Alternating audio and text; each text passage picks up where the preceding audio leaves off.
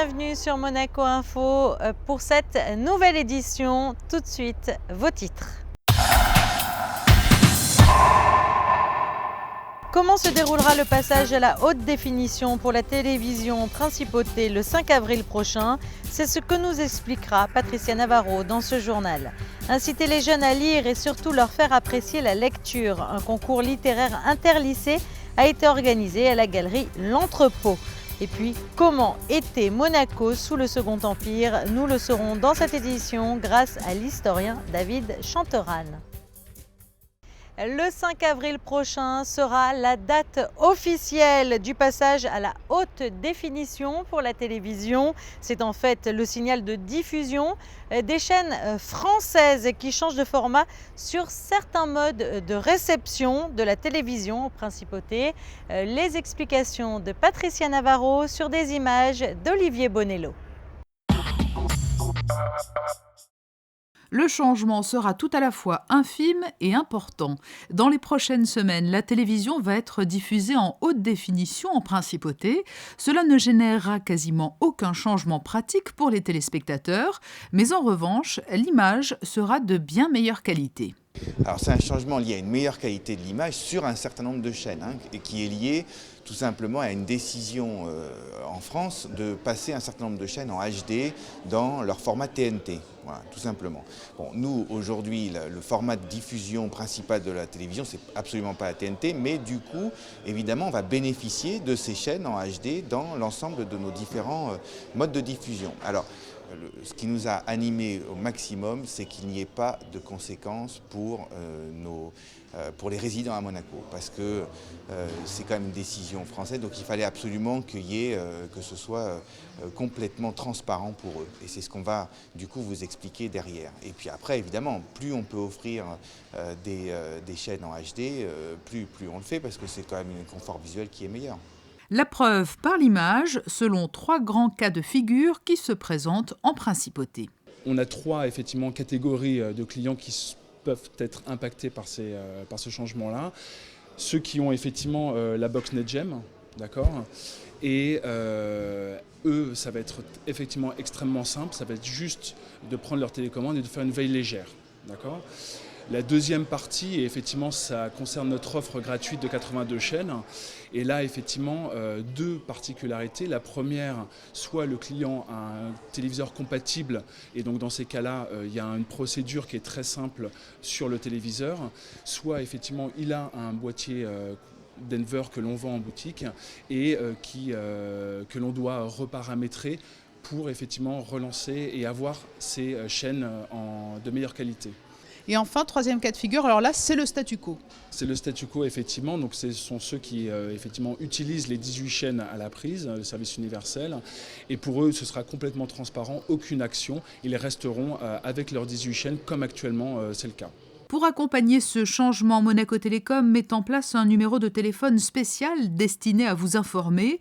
Des explications complémentaires sur ce passage à la diffusion HD se trouvent également sur le site internet de l'opérateur monégasque.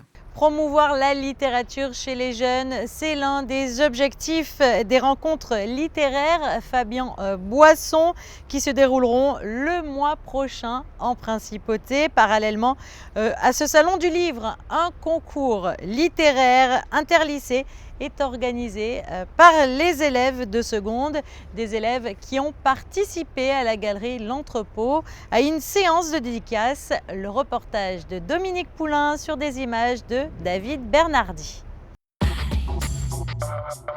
C'est à la galerie d'art L'Entrepôt que se déroulait la 3e séance de dédicace des jeunes en partenariat avec l'Éducation nationale de la Principauté. Ce jour-là, pas d'exposition, mais de la littérature. Ces jeunes sont tous en classe de seconde dans les lycées monégasques et ils participent au concours littéraire interlycée Fabien Boisson. Leur travail a consisté à rédiger des récits autour de 3 thèmes.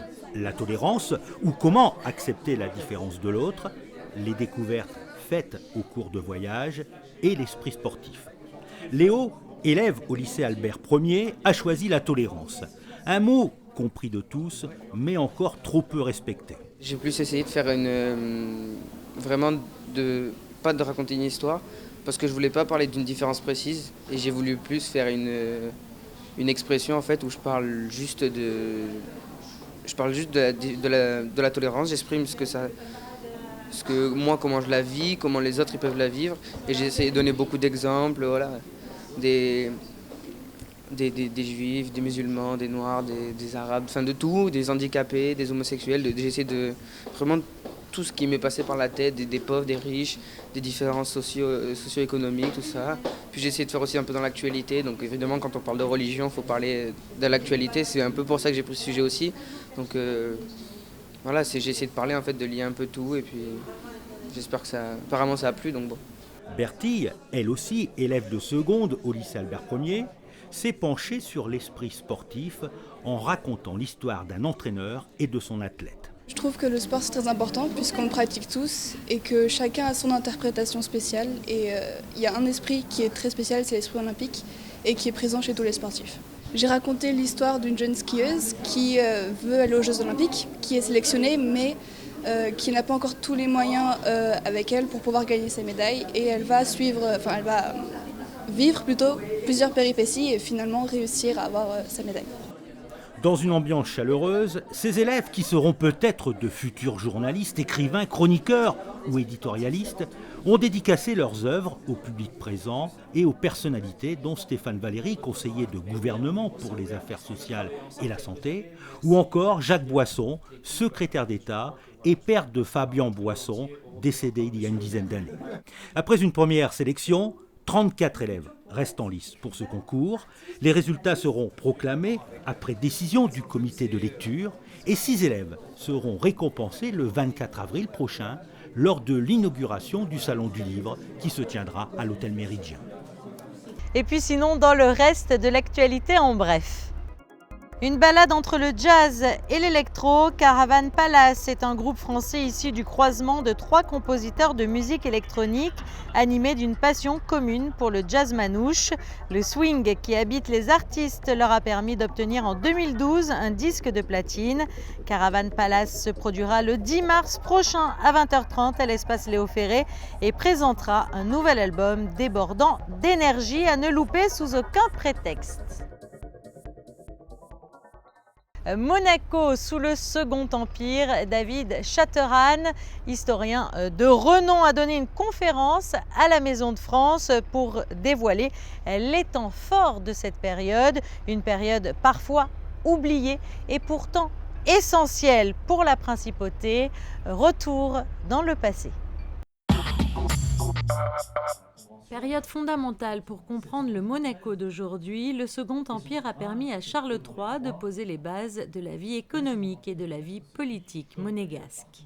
C'était tout simplement une ville qu'on imagine avec les bâtiments d'aujourd'hui, c'est-à-dire que l'Opéra Garnier évidemment, le casino, les premières villas se sont construites à cette époque, et puis surtout c'est une vie quotidienne qu'il faut remettre dans son contexte, c'est-à-dire que Monaco est forcément lié à l'histoire de la France, de Nice et de la Savoie qui vont revenir à la France après 50 ans de brouille, de passage du côté italien.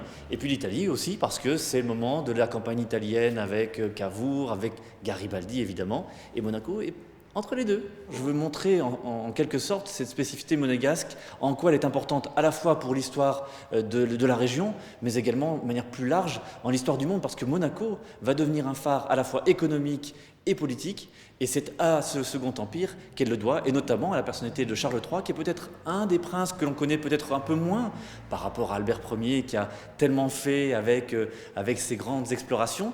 Mais Charles III a jeté les bases vraiment d'un Monaco moderne, et en tant que, bien sûr, rédacteur en chef de la revue du souvenir napoléonien et du magazine Napoléon III, je me devais de venir ici pour rappeler justement ces moments importants. Le 19e siècle est donc une période très importante pour comprendre les modalités de fonctionnement et les réformes faites durant cette époque. Une période qui a également vu naître les chemins de fer.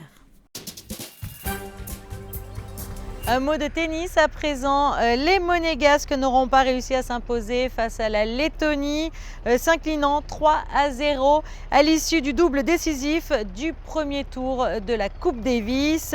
Les Monégasques étaient éliminés effectivement en 3-7, laissant aux pays hôtes son billet pour le second tour. Découvrez la météo avec Éclectique. Galerie, intérieur design, art and gifts. Mardi, des nuages menaçants le matin et un temps mitigé l'après-midi. Le climat sera plus frais, les maximales ne dépasseront pas les 13 degrés. Mercredi, la journée sera nuageuse et les cumulus seront nombreux et épais, surtout l'après-midi. Les températures, elles, resteront stationnaires. Jeudi, le ciel sera toujours aussi incertain et en grande partie nuageux. Vendredi, le soleil sera de retour et le climat plus doux.